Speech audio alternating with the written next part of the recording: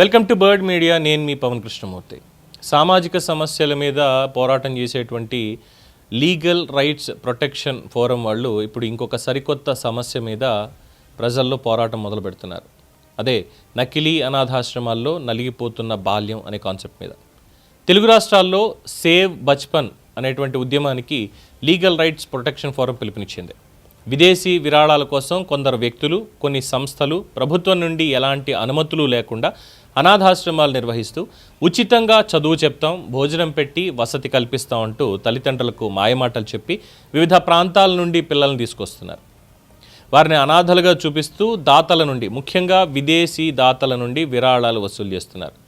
చట్ట ప్రకారం ఏదన్నా అనాథాశ్రమం కానీ హోమ్ కానీ నిర్వహించాలి అంటే ప్రభుత్వం నుండి జువెనైల్ జస్టిస్ యాక్ట్ ప్రకారం లైసెన్స్ పొందాలి.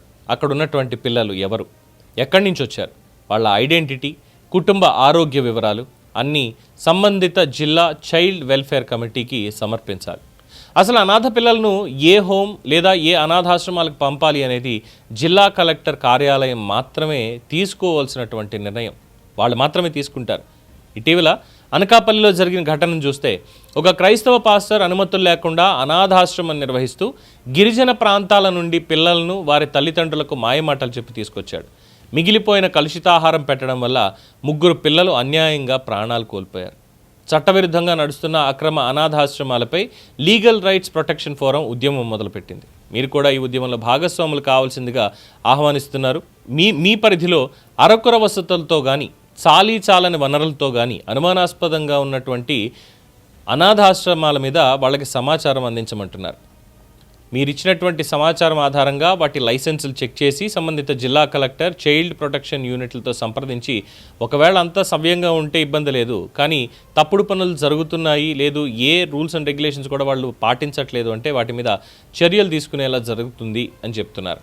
కుదిరితే ఫోటోలు కావచ్చు, లేదంటే వివరాలు కావచ్చు, వాళ్ళ ఈమెయిల్ ఐడికి contact.lrpf@gmail.com దీనికి పంపించండి అని చెప్పి అడుగుతున్నారు. సమాజాన్ని దీంట్లో, ఈ సమస్యలో సమాజాన్ని కూడా భాగస్వాములు చేస్తున్నారు.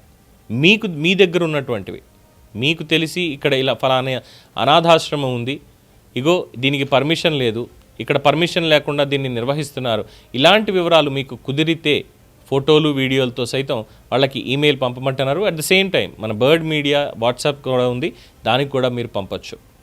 సో అనాథ బాలకల పేరు మీద జరుగుతున్నటువంటి ఈ అన్యాయాన్ని, ఇలాంటి హోమ్స్ని కూడా ఖచ్చితంగా వాళ్ళని శిక్షించాల్సిందే.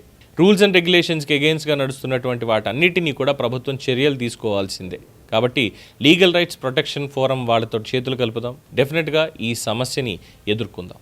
దీని మీద మీ అభిప్రాయం తెలియచేయండి. చూస్తూనే ఉండండి ది బర్డ్ మీడియా.